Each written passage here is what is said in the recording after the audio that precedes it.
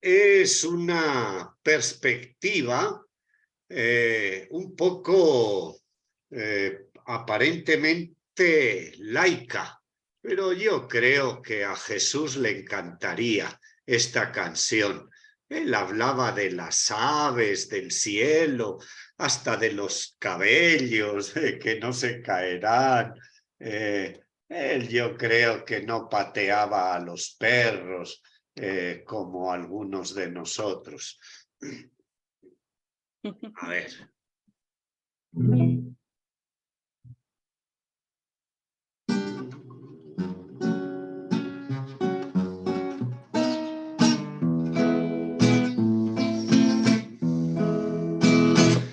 Ni siquiera juguetito,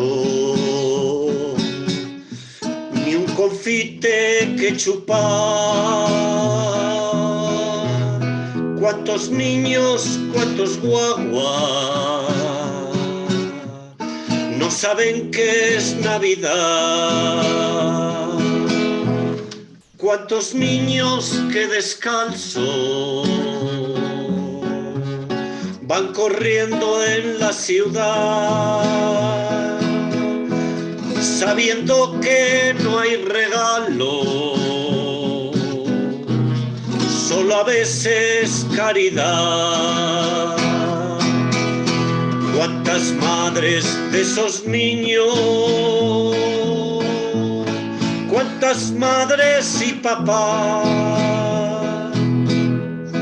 compartiendo de mendigo el pesebre de un zaguán? Esas pulgas del Panchito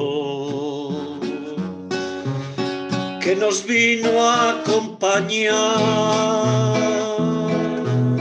son los ángeles del suelo que sus sueños cuidarán. Ojalá que cuando crezca nos ayuden a formar una Navidad más buena para todos por igual. Ojalá que cuando crezca nos ayuden a formar una Navidad más buena para todos, todos, todos por igual.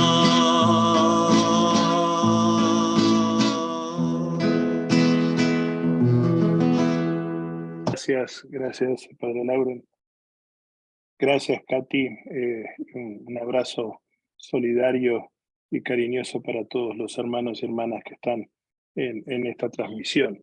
Como dijo Katy, como se darán cuenta, yo vivo en Ecuador hace ya 28 años, pero soy originario del sur del continente. Soy uruguayo de nacimiento y también argentino porque viví muchos años en Argentina y tengo la ciudadanía tomada también allá. Pero desde hace 28 años estoy en Ecuador.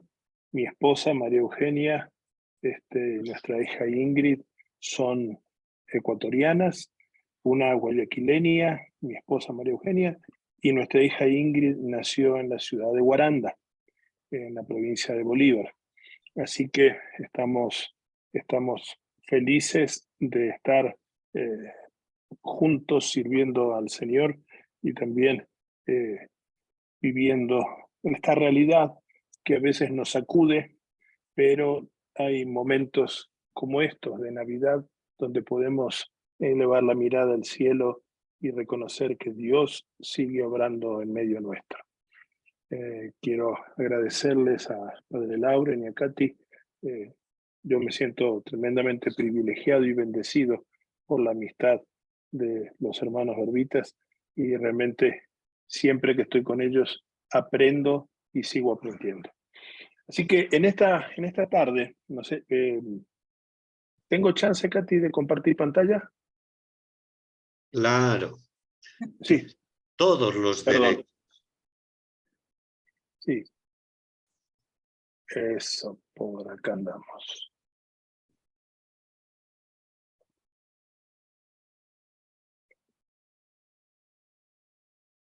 El lema este que ustedes ven acá, esta frase que ustedes ven acá, es la frase de las Sociedades Bíblicas Unidas en Ecuador, que es el lema de la organización en la que yo estoy sirviendo en este tiempo, y que siempre está dispuesta y abierta a acompañar a los apasionados y las apasionadas por la palabra de Dios. El tema que me invitaron a compartir en esta tarde es "Y el Verbo se hizo carne", el prólogo de Juan. El Verbo se hizo carne es la frase central de esta gran sección que abarca desde el capítulo 1, verso 1, hasta el capítulo 1, verso 18 del Evangelio de Juan. Y es la encarnación, es el Evangelio que nos presenta la Navidad desde otra perspectiva, desde otra mirada al fenómeno de la Navidad, a los sucesos, al obrar de Dios en medio de la historia humana.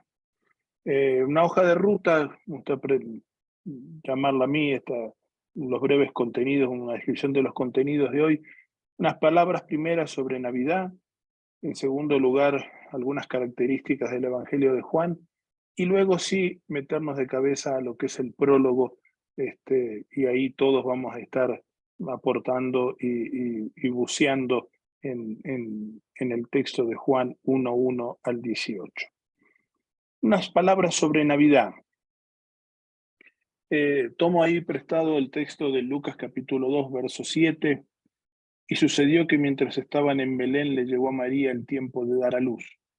Y allí nació su hijo primogénito, y lo envolvió en pañales y lo acostó en el establo, porque no había alojamiento para ellos en el mesón.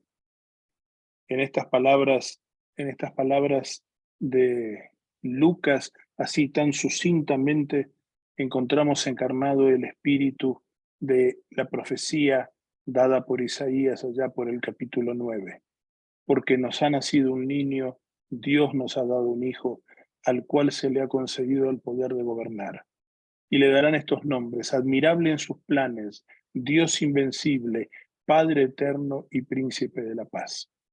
Y a mí me gusta mucho este texto de Isaías porque, además de que me gustan mucho los profetas y considero que Jesús es el cumplimiento de las expectativas y de los anhelos del pueblo, eh, del pueblo que clamaba a Dios a través de la boca de los profetas, me gusta mucho porque nos define algunas características que no podemos perder de vista de la persona de Jesús.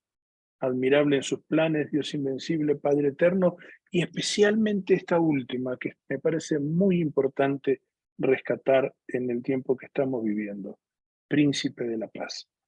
Cuando la violencia parece que nos quiere robar la alegría, la felicidad, los sueños y las posibilidades de alcanzar metas en nuestra vida, tanto personal como familiares, como comunitarias, aún como nación, Jesús, recordemos que es el príncipe de la paz. Toda respuesta de acción, toda respuesta de intervención en nuestro contexto debe ser y debe ser inspirado en este príncipe de la paz. Por eso no caben respuestas ni acciones ni propuestas que terminen generando más violencia o respondiendo a la violencia con violencia, ¿no?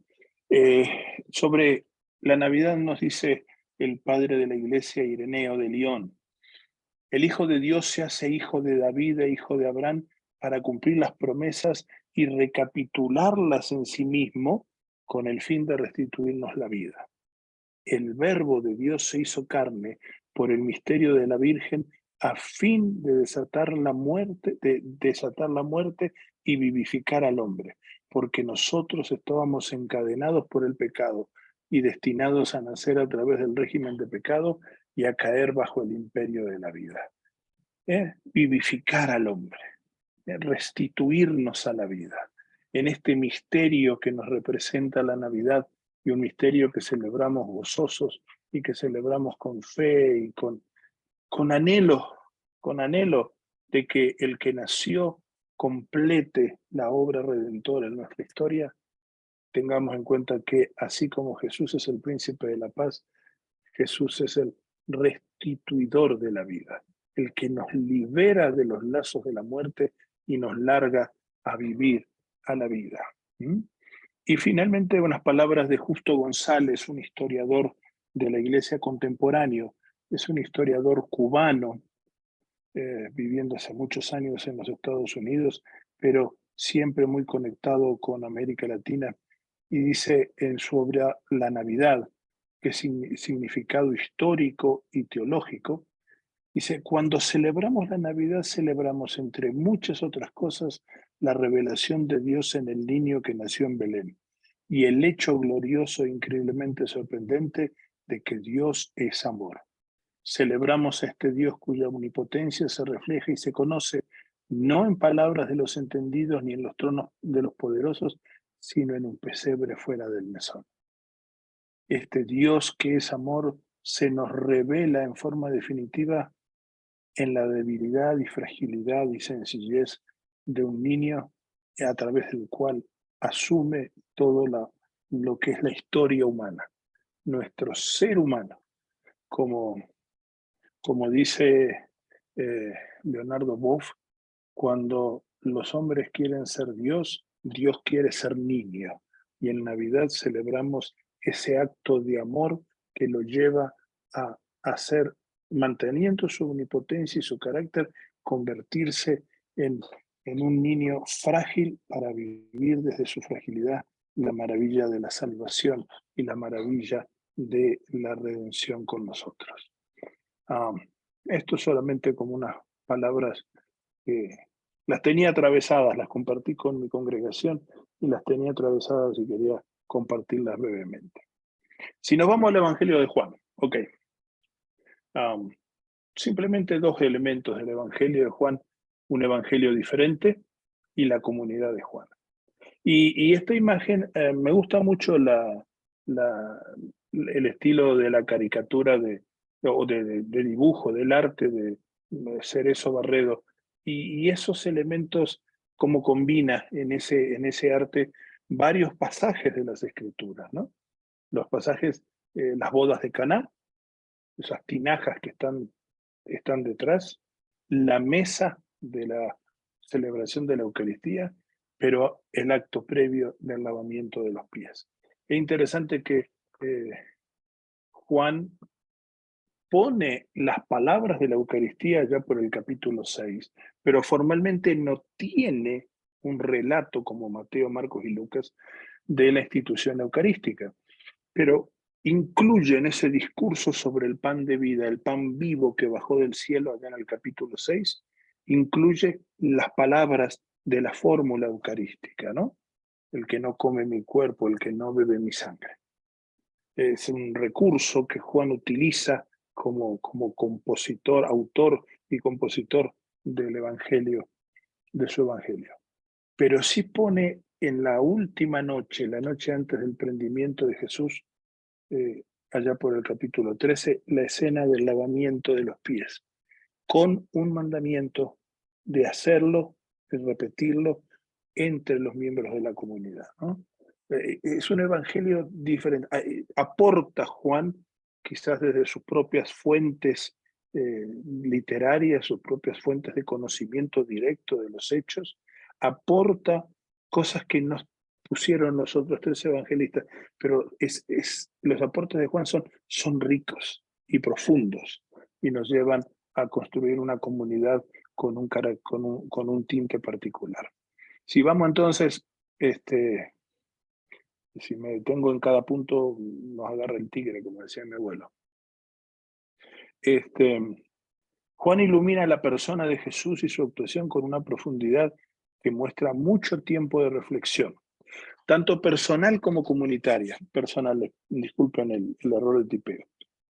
Esto quiere decir que el evangelio que nosotros tenemos en la mano, que tenemos en el Nuevo Testamento, no salió de un plumazo, ¿no? De un plumazo de la cabeza de Juan.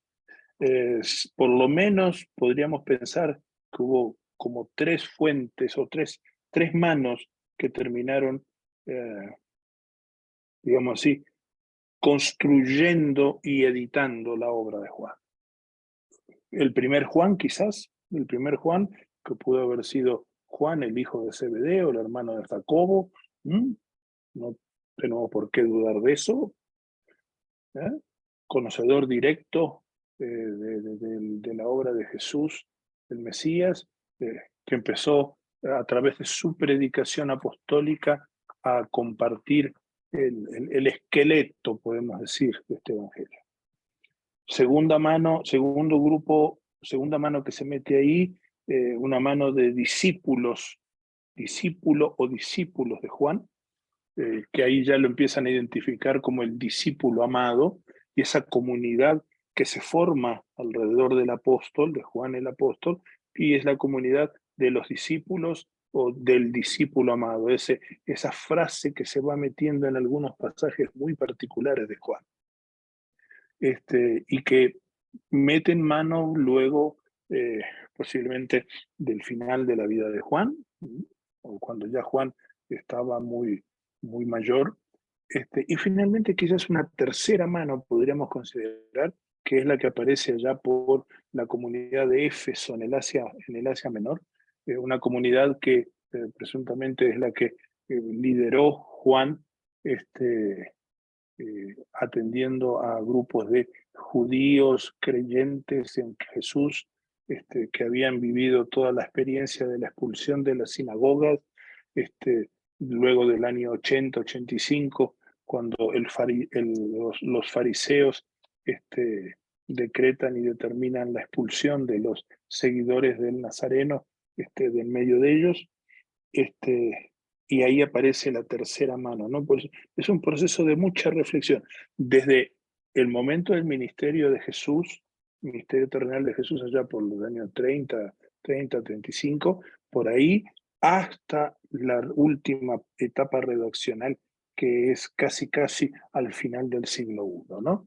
Entonces, una profundidad. En Juan encontramos no solo historias y relatos de lo que Jesús hizo y dijo, sino encontramos también profundidad que fue generada a partir de la reflexión. Y el Evangelio nos recuerda los dichos y los hechos de Jesús desde su resurrección. Los discípulos descubrieron el sentido de lo sucedido cuando Jesús resucitó, como encontramos esa frase, esa pequeña glosa en Juan 2:22, al final de la historia al final de la historia de las bodas de Caná de Galilea, o cuando Jesús fue glorificado, según Juan 12:16, fue glorificado igual resucitado, ¿no? Vamos a ver, Juan arma toda su obra literaria a partir de los movimientos de Jesús, capítulo 1 al capítulo 11, o mejor dicho, sí, capítulo 1 al capítulo 11, desde el capítulo 1, desde el versículo 19 al capítulo 11, todo lo que es el libro de los signos o el libro de las señales, ¿no? Los 7 grandes milagros que realiza Jesús, empezando con el convertir el agua en vino en las bodas de Caná de Galilea y terminando con la resurrección de Lázaro, su amigo de Betania. Y luego desde el capítulo 13 al final encontramos el libro de la pasión. Y en el libro de la pasión el punto culminante es precisamente la crucifixión y muerte de Jesús.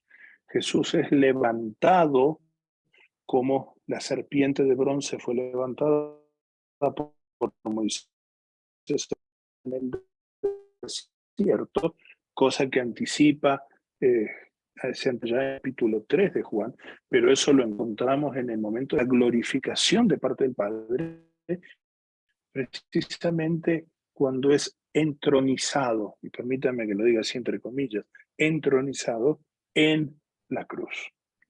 Y a partir de ese momento los discípulos se les abren los ojos, les cae la peseta, wow, se les corre el velo del entendimiento, ¿no? Se les abre la cabeza.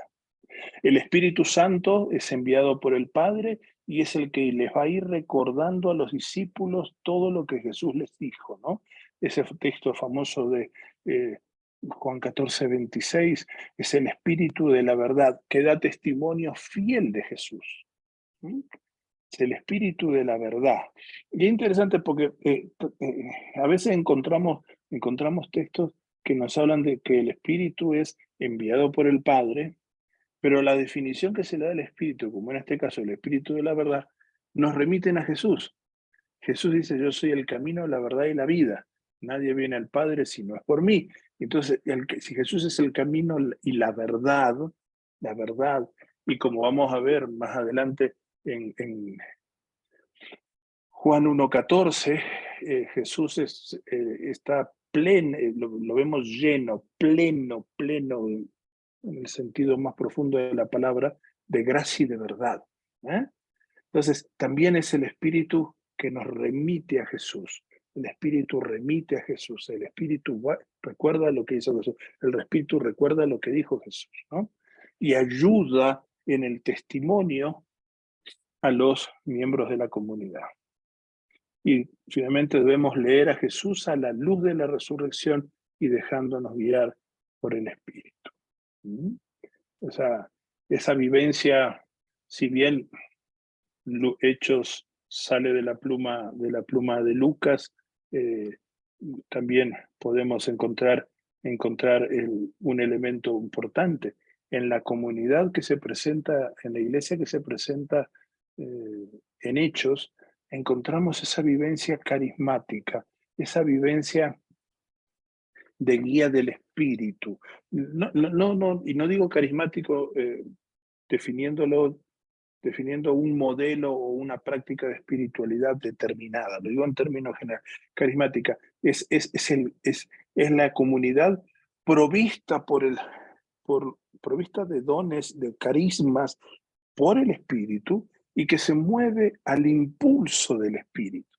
El motor de la comunidad es la memoria de Jesús, el Cristo, guiada, avivada, metida a leña, podemos decir así, en el motor de la vida de la comunidad por el Espíritu, ¿no? Y así también la vida del discípulo en Juan es el discípulo que depende de las palabras, de los dichos y los hechos de Jesús, que es la verdad, es la vida y es muchas cosas más, pero siempre eso avivado, refrescado, impulsado por la presencia del Espíritu en la comunidad. El Espíritu que es el que les da vida, como hace Jesús al final del capítulo, al inicio del capítulo 20, el resucitado vivifica a la comunidad con el aliento de vida, con el ruaj del Señor, que vivifica la comunidad. Y es el Espíritu el que siempre está sosteniendo a la comunidad, consolidando a la comunidad y recordando la presencia, los dichos y los hechos de Jesús. Juan presenta a Jesús con estos énfasis y los dejo acá rapiditos porque lamentablemente no tenemos mucho tiempo. Jesús es la palabra de Dios hecha carne, el gran mensaje que aparece en Juan 1:14, en el prólogo. Jesús es el enviado del Padre. Jesús es el único que puede revelar al Padre. Al final del prólogo dice que Jesús es el que lo da a conocer, porque es el que lo ha visto cara a cara, un face to face, ¿no?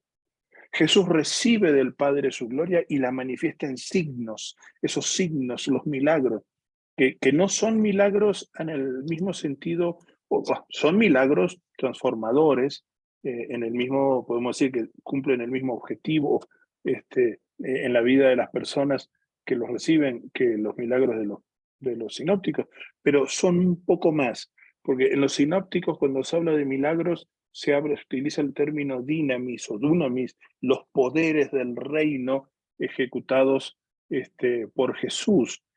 Pero, sin embargo, en Juan lo que encontramos son señales. El término ya no es dynamis, sino es semeia, donde luego viene semiótica, se deriva la semiótica, el arte de los símbolos, de interpretación de las señales, dicho muy así, muy sencillamente.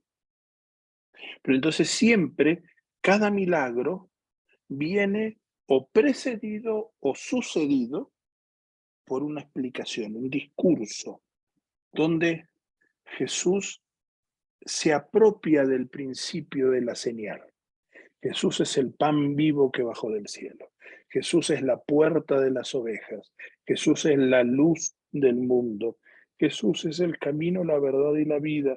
Jesús es la resurrección. Jesús es la encarnación. Las señales, los milagros entendidos como señales en el Evangelio de Juan, apuntan siempre, como toda señal, a algo que es más grande que sí mismo, que apuntan a Jesús. Así es Jesús. Este es Jesús. Entonces, los signos son hechos por la gloria y el poder del Padre manifestado en Jesús, su Hijo. Y Jesús revela su mensaje de salvación también por sus palabras. El texto de Juan 3, 1 al 21 contiene una hermosa enseñanza que es la de el diálogo que surge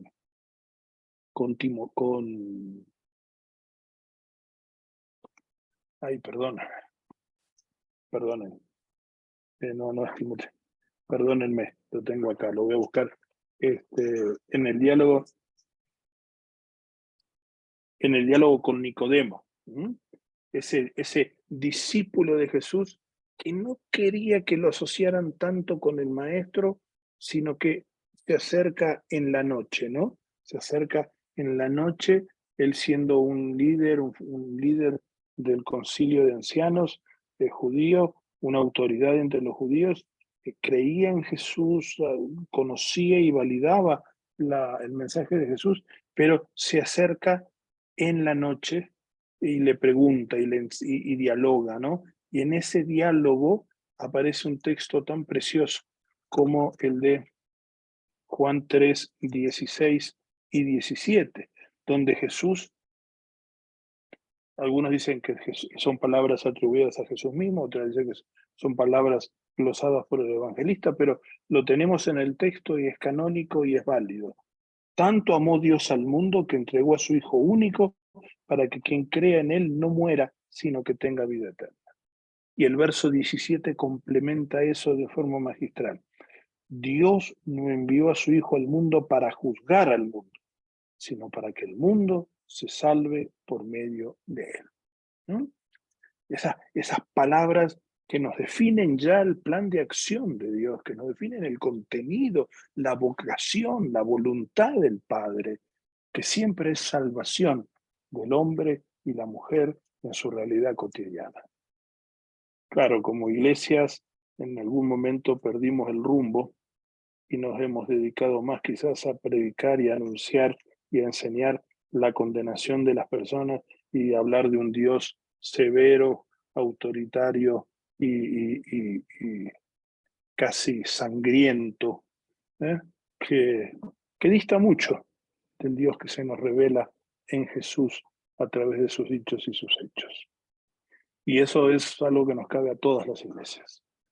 Qué hermoso volver a recuperar el mensaje de Jesús que nos habla de un Dios que es amor, que amor es amor, que se levanta contra la opresión y contra la maldad, como bien nos cantaba el padre Lauren en ese canto de los reyes, ¿no?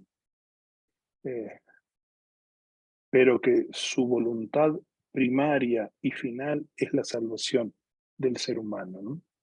La libertad, la liberación, la redención y la vida plena para el ser humano. La comunidad de Juan.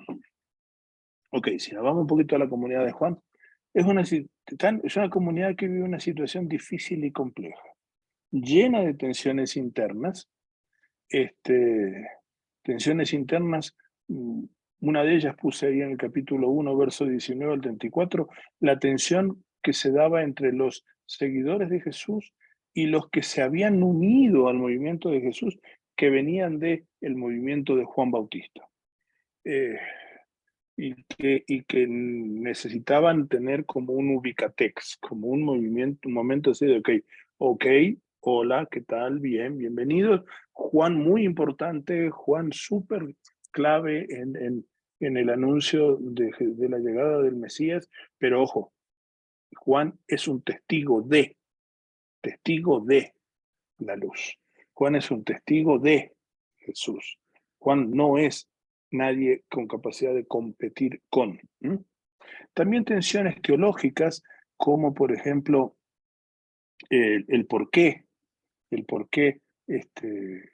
Jesús es Dios, por qué Jesús es hijo de Dios y de por qué Jesús asume un cuerpo humano, asume una vida humana plena y también asume la muerte. Y son tensiones que siguen de largo a todo, empiezan a reflejarse en el Evangelio y como ustedes pueden ver, se encuentran también en las cartas que se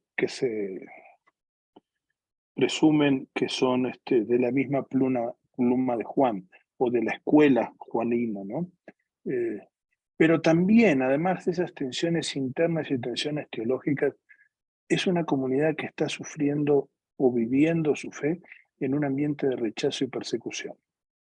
Es interesante que cuando encontramos en el Evangelio de Juan el término, la frase los judíos, no se refiere a la totalidad del pueblo, sino se refiere básicamente al liderazgo judío, tanto aplicado al tiempo de Jesús, el liderazgo aplicado en el tiempo de Jesús, como al liderazgo que estaban viviendo ellos como comunidad, que eran la secta de los fariseos en un tiempo posterior al 70.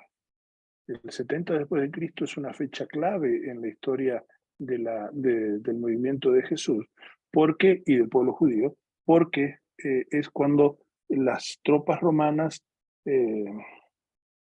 invaden Jerusalén, destruyen el templo y trasladan los vasos y todos los instrumentos de adoración a Roma, y el judaísmo vive un desbande general. En todo ese desbande, el judaísmo sobrevive a partir de la red de sinagogas que estaban esparcidas en toda la cuenca del Mediterráneo, pero ya el gran centro de adoración, que era el Templo de Jerusalén, el único sitio reconocido y validado para el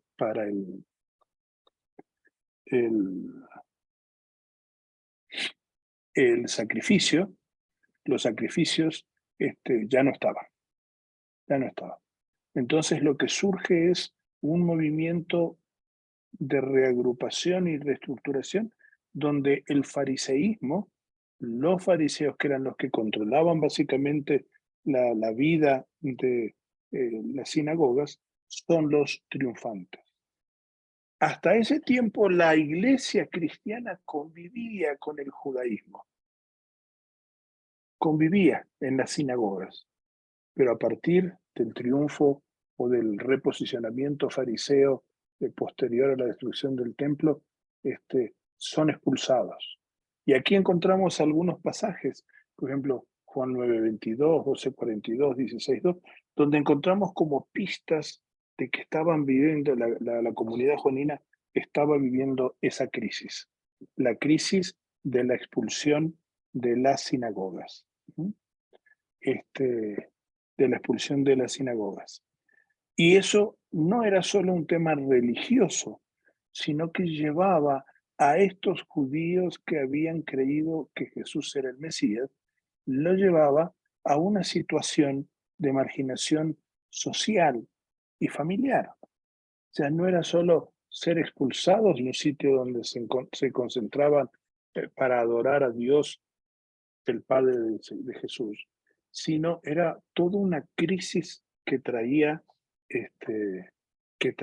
aparejado, que abarcaba toda su vida. Y era una comunidad también con temor a identificarse como discípulos de Jesús, temor que había llevado a algunos a abandonar la comunidad y temor a tentar, y una comunidad con temor que se veía tentada al encierro, al enclaustramiento, a meterse en el cenáculo y no salir de ahí, como encontramos lo que pasaba con los discípulos luego de la muerte y resurrección de Jesús. Ese texto del 20:19, Jesús encuentra las puertas cerradas, igual entra en el espacio donde ellos estaban. Aparte de que es un hecho, no tenemos por qué dudar de que ese hecho sucedió, pero también es un hecho que es un hecho muy cargado de simbolismo que nos remite a esa vivencia del miedo que tantas veces nos lleva a las iglesias, a las comunidades de fe, a los grupos de fe, a los hombres y mujeres de fe, a encerrarnos y a no dejarnos conocer. Porque hay situaciones que son de sobrevivencia y es entendible, pero esas situaciones de sobrevivencia en algún momento tienen que romperse por la fuerza del testimonio, el testimonio el testimonio de una fe que no solo cambia vidas personales, sino que también está pensando en cambiar destinos comunitarios. Si nos vamos ahora al prólogo, no sé si hay alguna pregunta hasta ahí, no sé, Katy, si me orientas. No. ¿Te parece si las hacemos al final? Les invitamos al final a hacer las inquietudes con todos los que deseen. Vayan poniendo en el chat también, que yo voy recogiéndolas. Está, bárbaro, dale. Perdón la molestia. No. Entonces, nos metemos entonces en el prólogo. El prólogo abarca desde, como lo tenemos bien definido en el texto, capítulo 1, versos 1 al 18. Yo quiero proponer estos tres momentos, ¿no? Leer 1 al 18 desde una perspectiva de Jesús, el misterio revelador de Dios. Un momento así de unas reflexiones muy breves sobre sobre Dios como rostro humano, Jesús el rostro humano de Dios. Y un periodo final, un momento final, donde nos pongamos delante del Señor y pidamos que seamos capaces de reflejar al Dios humano en nuestro seguimiento de Jesús. Reflejarlo en lo cotidiano, reflejarlo en medio de situaciones llenas de alegría y felicidad, como puede ser el tiempo de Navidad, pero también en medios momentos donde las tinieblas parecen ganarnos la partida, ¿no? O nos ganan la parada. El prólogo yo lo dividí en 3 bloques. No soy yo, sino sigo a otros. El prólogo podemos dividirlo en 3 bloques. Son 18 versos que podríamos dividirlo en 3. Una primera sección que va desde el verso 1 al 3, donde nos habla de la preexistencia y la actividad creadora del logos, o la palabra, ¿no? O el verbo. Verbo, palabra, son traducciones del término original logos que que tiene el mismo sentido, ¿no? Dice, al principio existía la palabra y la palabra estaba junto a Dios y la palabra era Dios. Ella existía al principio junto a Dios. Todo existió por medio de ella y sin ella nada existió de cuanto existe. Y es interesante porque en esta parte del prólogo, encontramos una definición clara de la persona de Jesús como Dios, la divinidad de Jesús. Y es interesante que si ustedes ven siguiendo esta flecha, nos remite a Juan 20:28, que es el diálogo que se da entre Tomás y Jesús resucitado. En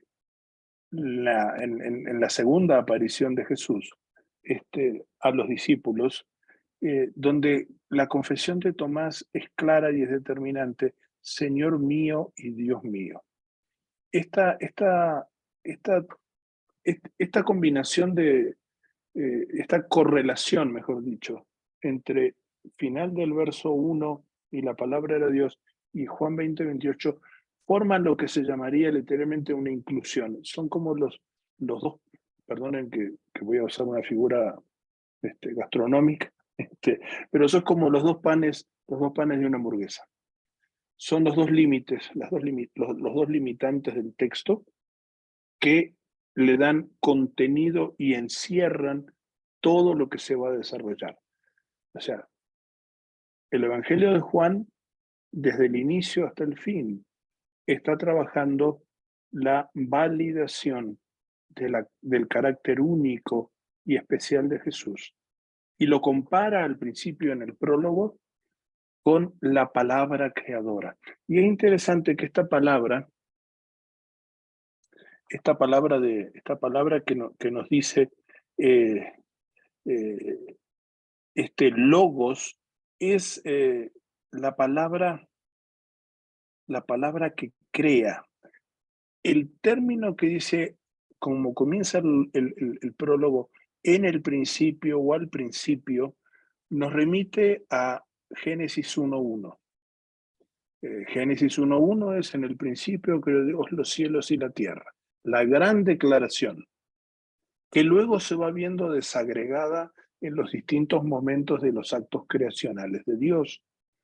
Crea los cielos, crea la tierra, crea las estrellas en la noche, crea el sol y crea la luna, crea la tierra, separa la tierra del mar, crea las plantas, crea los animales y finalmente crea al ser humano.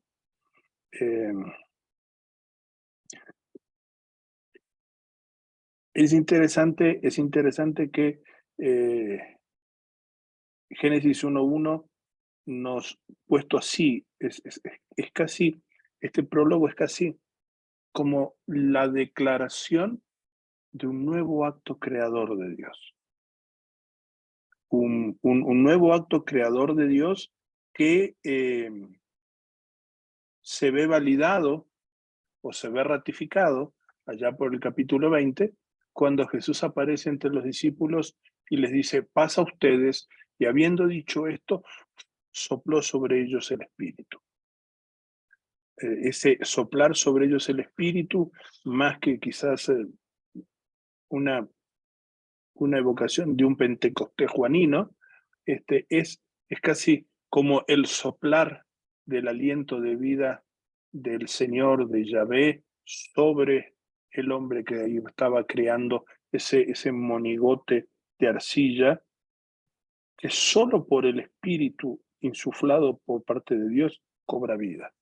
Jesús no creó una comunidad puramente fraterna de hombres y mujeres. Estaba haciendo una nueva creación, en consonancia con esta frase de Juan 1:1. Al principio existía la palabra. Esa reminiscencia, esa evocación de Génesis es algo que nos lleva a pensar en la recreación. José Ignacio González Faust tiene una obra clásica de cristología que se llama La Nueva Humanidad, y toma precisamente de esa idea, de esa imagen de nueva creación. No solo nueva creación, sino nueva creación de hombres y mujeres. Los nuevos hombres y mujeres de esta nueva creación son la comunidad de fe de Jesucristo, ¿no? De seguidores de Jesucristo. Y la palabra es esa fuerza creadora, es esa acción que pone en cosas, que convierte en hechos concretos lo que fue pensado. Antes de la palabra emitida está el hecho pensado y el pensamiento de Dios para el bienestar del ser humano, ¿no? El verso 2, ella existía al principio junto a Dios.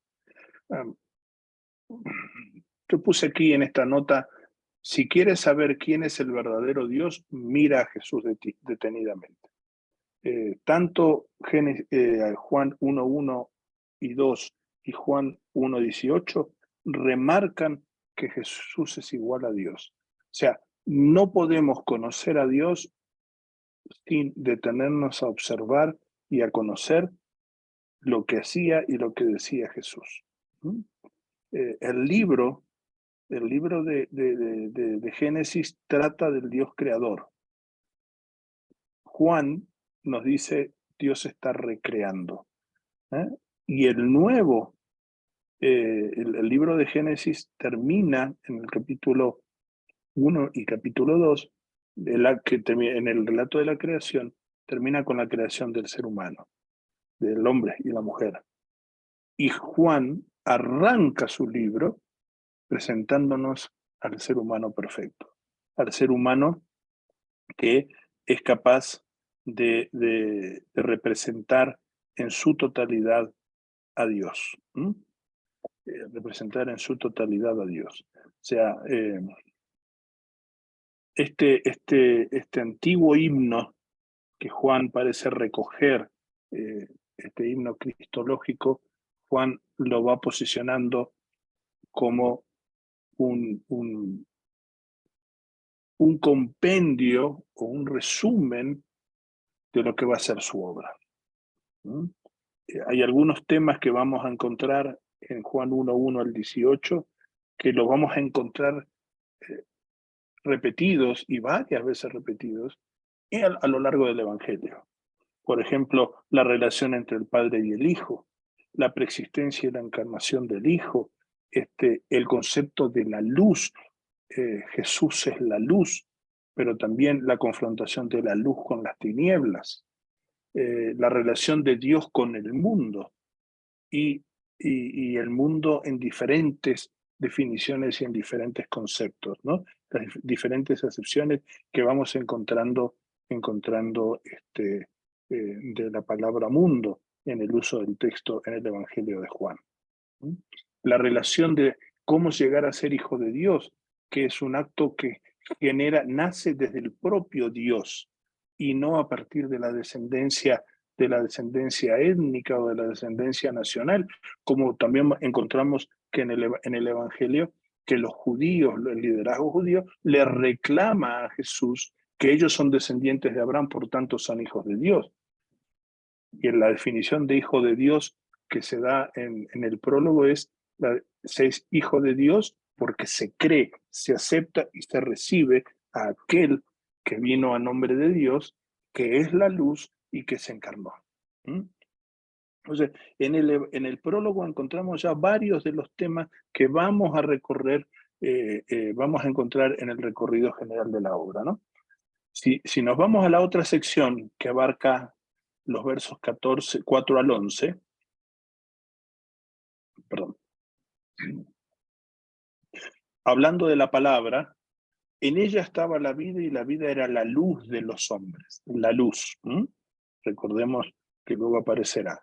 La luz brilló en las tinieblas y las tinieblas no lo comprendieron. Y en este punto nos encontramos, ya pasamos, el prólogo pasa de hablar de la preexistencia y la actividad creadora del Logos a la revelación y el rechazo. Ese rechazo. Si ustedes ven en la pantalla van a ver que faltan los versos 5 y 6. Esos versos faltan, ya a propósito no los puse porque los voy a comentar ahora. Pasamos al verso 9. La luz verdadera que ilumina a todo hombre estaba viniendo al mundo. En el mundo estaba, el mundo existió por ella, el mundo no la reconoció. Vino a los suyos y los suyos no la recibieron. Si ven aquí están los versos 6 al 8, rompen la armonía del prólogo, ¿no? Y es como una nota que pone Juan, por muy grande, y esto es una nota en referencia a las tensiones internas que se daban en la comunidad de Juan. Esos versos 6 al 8 nos hablan de Juan Bautista.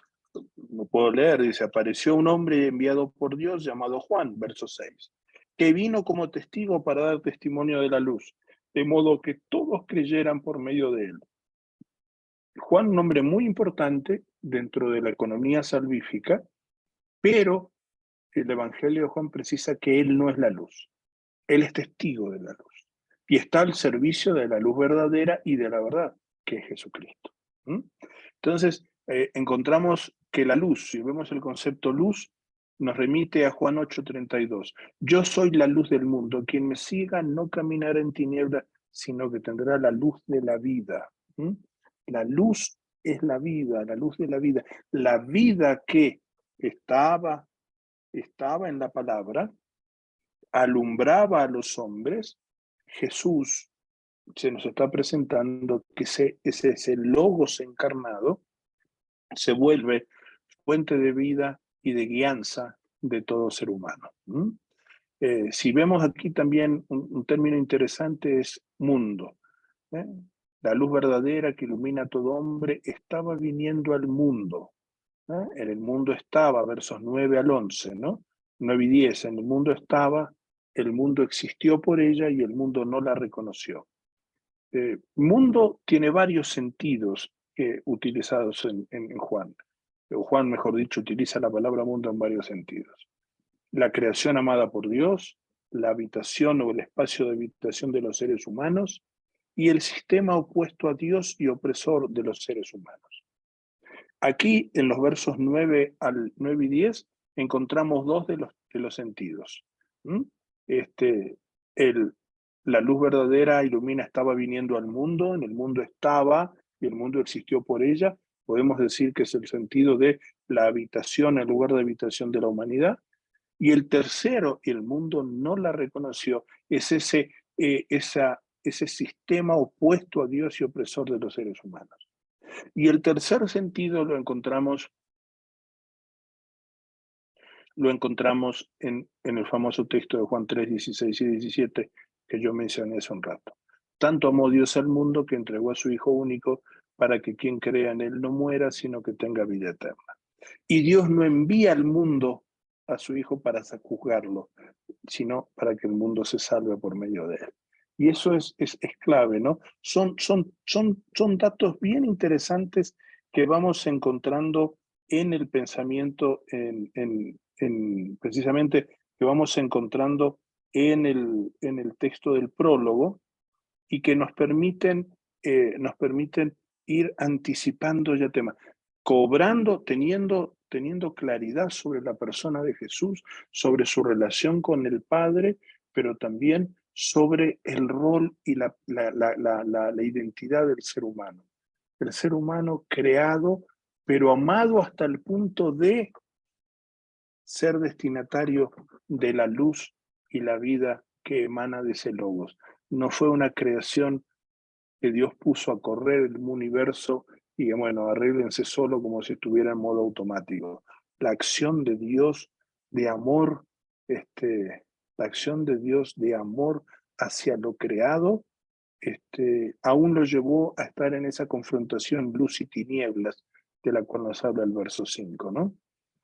Vamos a la otra parte, es la tercera sección del prólogo, que es la revelación y la acogida. O sea, porque así como hay una revelación de la palabra y un rechazo del mundo, hay una revelación y una acogida, una aceptación, un ponerse a tiro con Dios en ese momento, a través de esa palabra que se hace presente en la historia.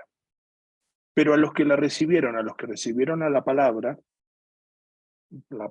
es igual al verbo, igual a Jesús, a Jesucristo, a los que creen en ella, los hizo capaces de ser hijos de Dios. Y esto es clave. Aquí encontramos eso que yo mencionaba antes, el anticipo de la discusión que se va a dar a posteriori, allá por el capítulo 8 del Evangelio de Juan, donde Jesús es confrontado por los fariseos, por los religiosos de su tiempo, los judíos, y se genera la confrontación de que nosotros también somos hijos de Abraham. Y ser hijo de Abraham era sinónimo de ser hijo de Dios. Y Jesús dice, aquí se define, se es hijo de Dios por un acto de fe, de aceptación, de acogida. Ellos no han nacido de la sangre, ni del deseo de la carne, ni del deseo del hombre, sino que fueron engendrados por Dios. Dios mismo es el que pone esa posibilidad en la vida del hombre. La palabra se hizo carne y habitó entre nosotros, y nosotros hemos contemplado su gloria, gloria que recibe del Padre como Hijo único, lleno de gracia y de verdad. De su plenitud hemos recibido todos, gracia tras gracia, porque la ley se promulgó por medio de Moisés, pero la gracia y la verdad se realizaron por Jesús el Mesías. Nadie ha visto a Dios jamás, jamás a Dios, el Hijo único, Dios que estaba al lado del Padre, Él nos lo dio a conocer. Este verso 18 es el que yo mencionaba al inicio del prólogo, que es el que hace inclusión dentro del prólogo y trabaja como mancuerna, trabajan juntos, verso 1 y 2, con el 18 para reafirmar y validar el carácter divino del Hijo. Si vemos algunas notas, el verso 14 es el centro del prólogo, podríamos decirlo, en cuanto está muy tarde, es un centro descentrado, digámoslo, es un centro que está muy abajo del prólogo, literariamente, pero es el meollo que quiere Juan reafirmar. La palabra se hizo carne, habitó entre nosotros, y hemos contemplado su gloria, gloria que recibe del Padre, como Hijo único, lleno de gracia y de verdad. Y esta frase habitó, esa palabra habitó. La palabra se hizo carne, la palabra se hizo ser humano, la palabra se encarnó, la palabra se humanó. Cualquiera de las frases podemos utilizarlas como sinónimas. Pero habitó entre nosotros. Y es interesante que ese habitó es casi como se tabernaculizó. El tabernáculo, el sitio de encuentro del ser humano con Dios, no es el templo, no es la sinagoga, es Jesús. Jesús es persona, pero a la vez es punto de encuentro. Casi como podríamos, usando una ilustración muy sencilla, no tengo otra en este momento, es como esta señalética que tenemos en los edificios públicos, en colegios, en escuelas, en instancias públicas, a veces en las parroquias y en las iglesias, en las comunidades de fe, también está. En un caso de emergencia, ¿cuál es el punto de encuentro? En zonas de mucho riesgo, comunidades que están en zonas de riesgo, se dice el punto de encuentro es el parque, porque está deshabitado, está libre, no hay árboles que puedan caer en una situación de un terremoto. El punto de encuentro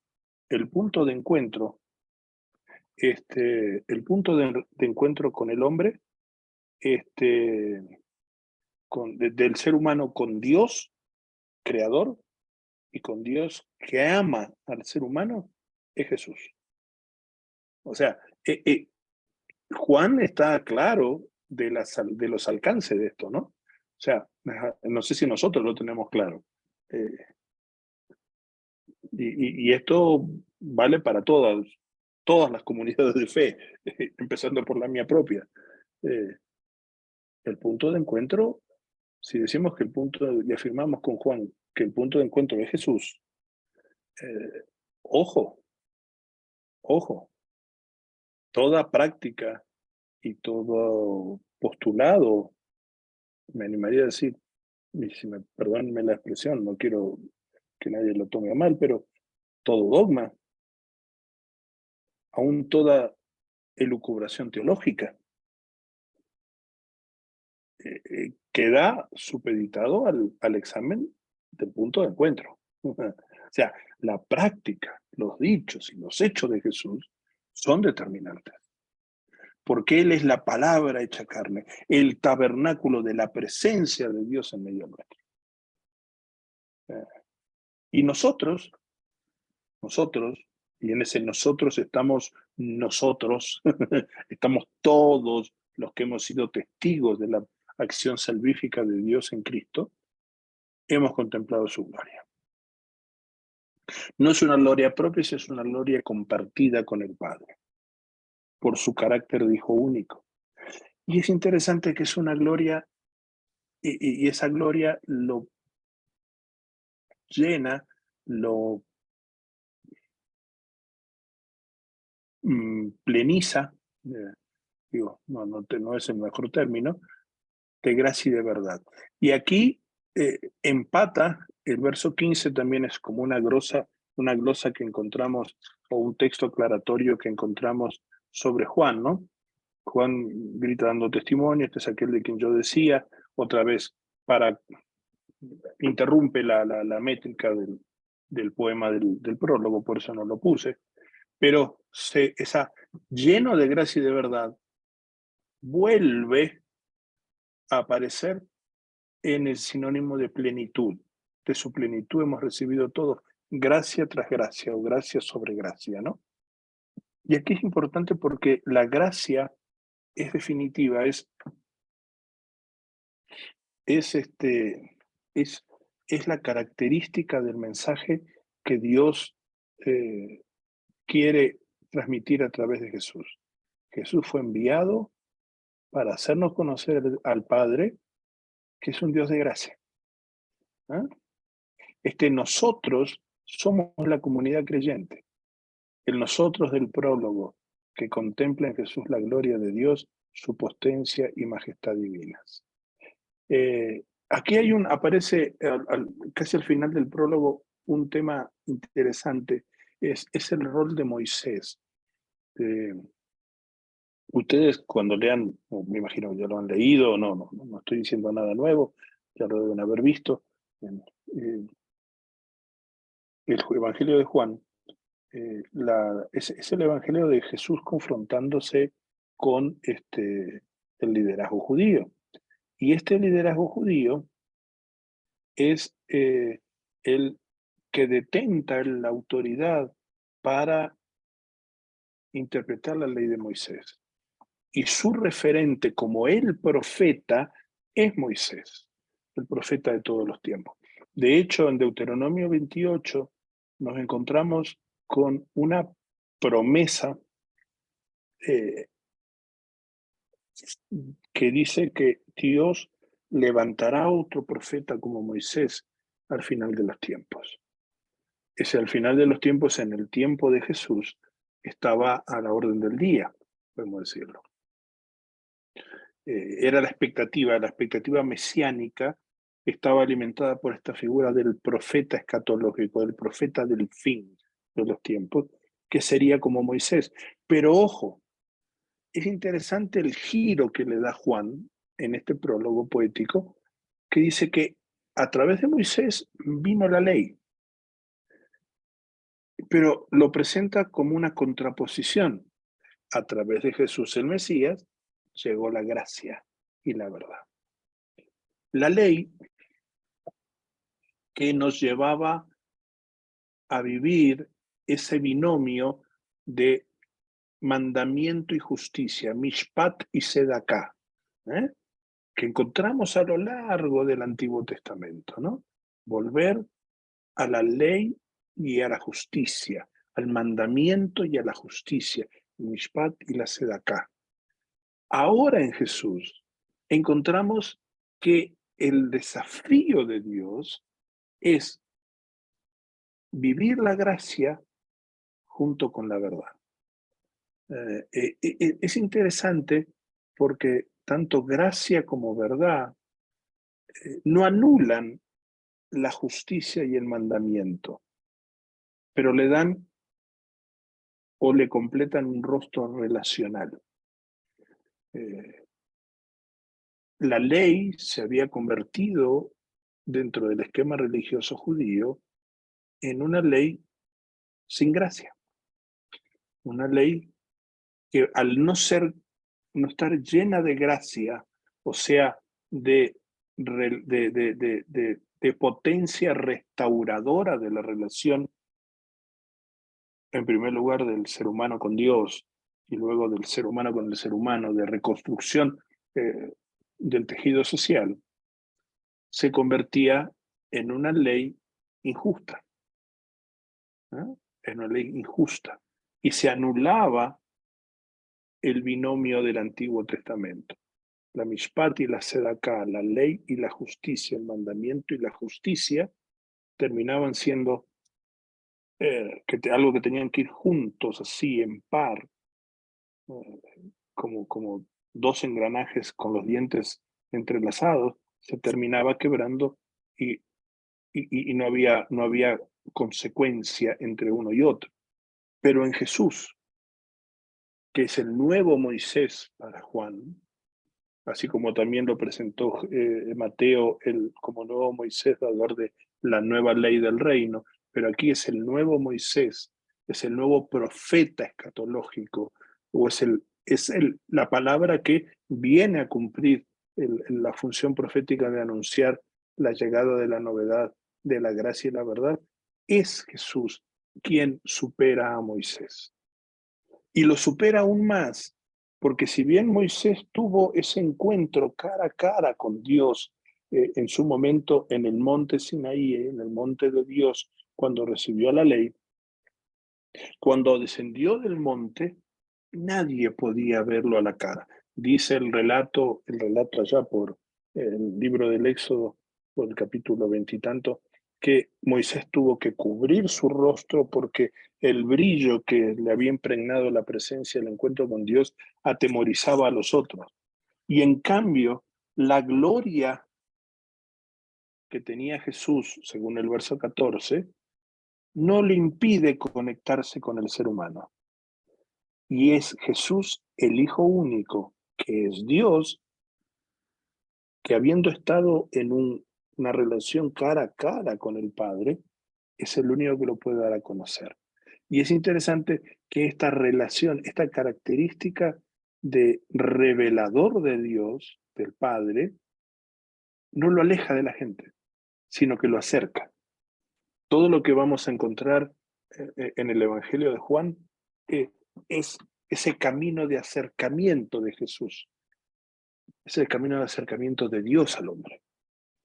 Se acerca en una boda, se acerca en una piscina o en un estanque lleno de personas que habían sido excluidas de la comunidad por ser personas malformadas o con limitaciones físicas, enfermos, sufrientes, dolientes, personas que era mejor evitar, pero este Dios en Jesús se acerca, ¿no? O sea, es interesante, el portador de la gracia y la verdad, el que tiene la plenitud de la gracia y la verdad, se acerca al ser humano en toda situación, aún hasta el ser humano que lo puede contaminar de acuerdo a los rituales religiosos de su tiempo. Pero se acerca porque gracias a él, la gracia y la verdad llegaron a la vida de los seres humanos. Es interesante, la gracia y la verdad cumplen verdaderamente el binomio Mishpat y Sedaká, como decía.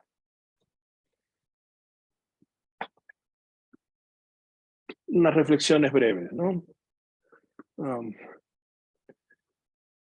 Mirando el prólogo de Juan, yo rescato tres cosas, básicamente. Uno, una afirmación clara de que Dios no es mudo. Dios es alguien que habla y quiere ser entendido, quiere ser escuchado. El Dios que vemos como Padre de Jesús es un Dios que se comunica, es un Dios que siempre habla y cuando habla no deja la situación de la misma forma. Es lo que encontramos en Génesis, en los relatos de la creación de Génesis. La palabra de Dios es una palabra de transformación, es una palabra de autoridad, es una palabra creadora y recreadora. Dios habló a través de Jesús. Dios habla a través de Jesús. El Espíritu sigue vivificando y trayendo nuevas palabras y nuevos alcances de las palabras de Jesús. Es cierto que el canon está cerrado, pero la palabra de Dios sigue corriendo en la comunidad. Y Dios habla a través de sus ministros y habla también a través de su pueblo, del laos, del pueblo laico. Dios habla a través de los actos que sigue realizando y a veces nosotros no estamos sintonizados para verlos. Pero si hay algo que nos deja claro este rostro humano de Dios, es que Dios no es mudo. En segundo lugar, Dios camina entre nosotros. Y entendiendo nosotros como comunidad de fe, como género humano y como creación entera de Dios. Estos tres elementos. Comunidad de fe, porque somos los que estamos reunidos como hoy, reunidos en el tiempo de Navidad, celebrando el nacimiento del Hijo, que nos lleva a conocer al Padre. Pero también Dios camina y actúa en medio de la humanidad. Como decía Karl Rahner allá por la década de los 50, las semillas del verbo, vamos encontrando semillas del verbo, vamos encontrando señales del verbo a lo largo de nuestra historia y en nuestra historia, la historia pasada, la historia presente y la historia futura. Dios no se ha despegado de la creación. No ha dejado que, una vez creado todo, allá reínense ustedes. Dios camina entre nosotros creando nuevas alternativas, creando nuevas acciones, actuando en beneficio del pobre, del necesitado, del sufriente, de la sufriente. Y Dios sufre con los sufrientes. Como bien dijo el padre Lauren, lo que está sucediendo con los migrantes en los Estados Unidos hoy, donde hay temperaturas de 20 y 25 y 30 grados bajo cero, donde los propios ciudadanos estadounidenses dentro de sus zonas de confort están sufriendo por un embate climático que no es un castigo divino, sino más bien podemos ver una consecuencia de la locura humana con el cambio, con el calentamiento global, los cambios climáticos o los climas extremos a los que estamos llevando nosotros con nuestras acciones. Y cuando digo nosotros, digo los seres humanos en general, pero en particular los poderosos, los países poderosos que son los que cortan el bacalao en la economía mundial. ¿Qué está pasando? ¿Dios está ausente? No, Dios está caminando entre nosotros. Y eso me lleva al tercer punto. ¿Entramos al proyecto de Dios o lo vemos desde afuera?